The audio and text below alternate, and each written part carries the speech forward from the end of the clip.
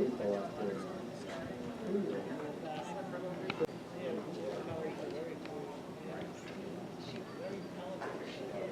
Down in the flat. With the depot equipment through there.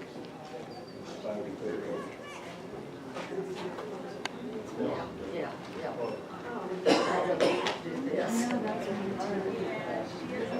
This country. That's we only have the bison, but we had the buffalo nickel. We just made the buffalo the national symbol, and so a lot of people think that we do, but those are water buffalo that are over in Africa. And the likelihood of that bison making it through the winter is really slim the later in the year that it's born. Alright, so this is the Yellowstone River again here that we're crossing over. This is a beautiful place to fish. Beautiful. You see animal trails and human trails off here to the left-hand side. And that's from people that are fishing. 50,000 people a year come to Yellowstone to fish. To fly fish. Story. It all started back in the 1920s when people, for some reason, were a little bit afraid of wolves, and they started wanting to kill them off. And this is going to be the start of some good wildlife watching in through here. So I'll get disrupted a couple times probably. This area over here is known for its bighorn sheep and mule deer. Mainly, they're off to the right-hand side, and the Park Service actually came in and shot them all. The National Park Service took the last wolves out of Yellowstone back in the 1920s. And this ecosystem started going out of balance on that very day. Because the wolf is an apex predator.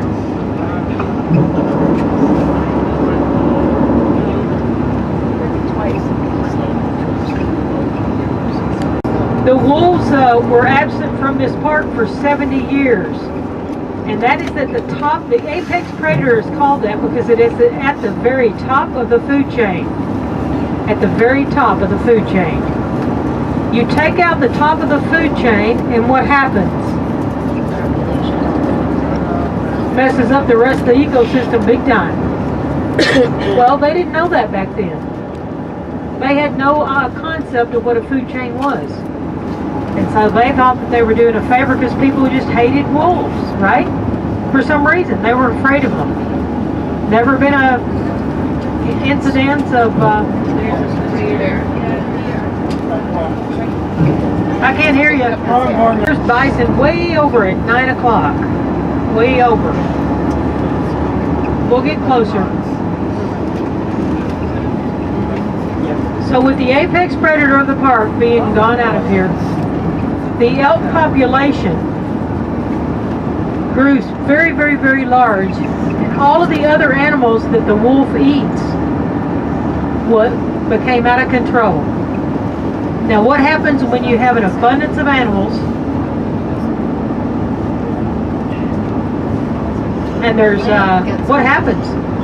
Lamb gets over. They eat up all the food. Now, somebody was asking me earlier, when you look at the mountains over here on the left-hand side, the top peaks over there. So these, so the vegetation started being eaten down so much. They ran out of vegetation. They started eating trees instead of vegetation. The animals that were not carnivores. I didn't say that right. Sorry. Carnivores. Okay. Yeah, we have a lot of rocks. Oh, there's a bison over there. Oh no, that's a rock.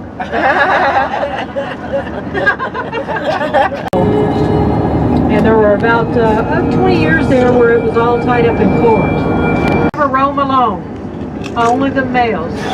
And that's a big one. You can see it. It's big. It's walking. It's moving. So anyway, when they... and I want to point out a couple of different things right here before I go along. There's 4 kinds of trails in Yellowstone.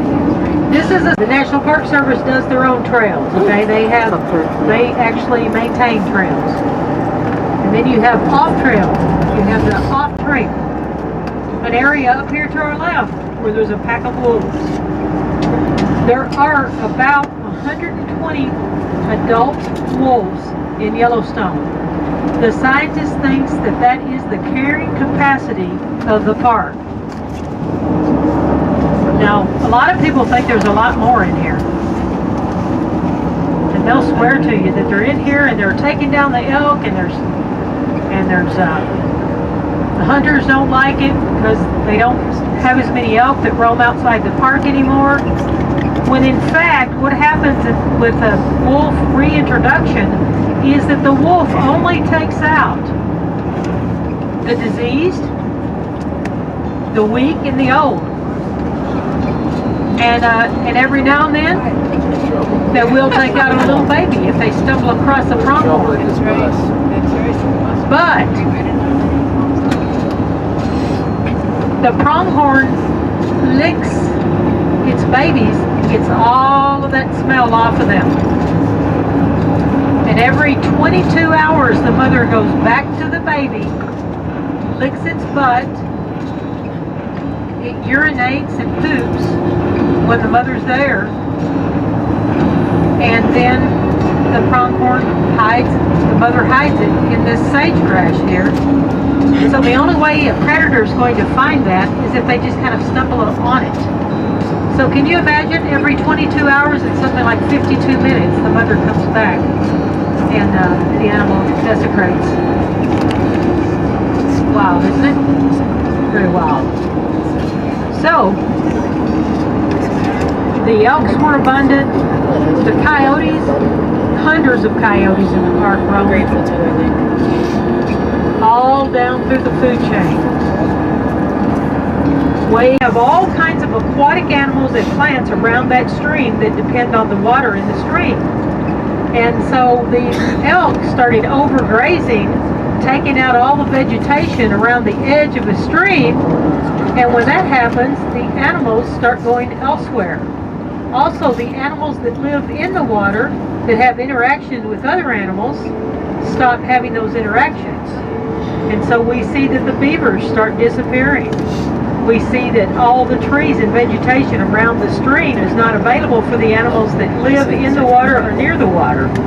And then they start looking for food elsewhere. And then all of a sudden, bison, bison and all of a sudden, that is a bison. That's a male. Male. That's a male. Wolves here. Number one, they didn't want them here because they didn't want the government messing with the wildlife. Those are the people that just don't like the government anyway. No matter what they do, they're always going to be unhappy about it. Okay, this is the Lamar River coming down through here off to the right, and it ends up in the Yellowstone River. It goes all the way into Gardner, Montana to the Gardner River, and then flows up through Paradise Valley, which we'll go through on our way out. So, this is my spot right here. This is where I'm going. In the end, this is where I'm going.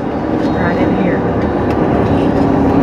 But anyway, so they did reintroduce that wolf, and the population of elk went down. So the hunters were not happy. They weren't happy about that because they said, oh, the population of the elk went from like 27,000 all the way down to 7,000. No, there were never that many elk in here to begin with. Never, ever, ever.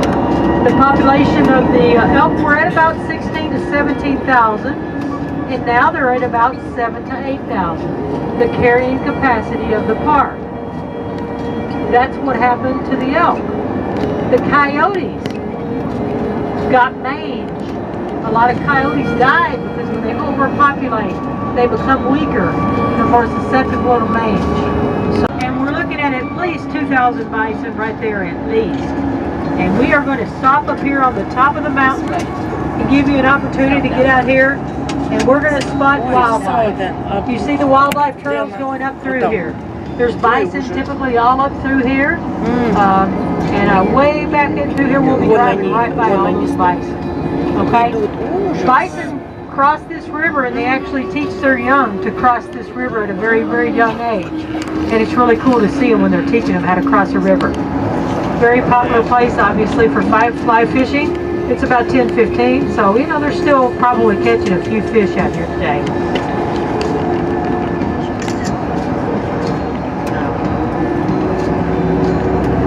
Yeah, we got some pronghorn out here.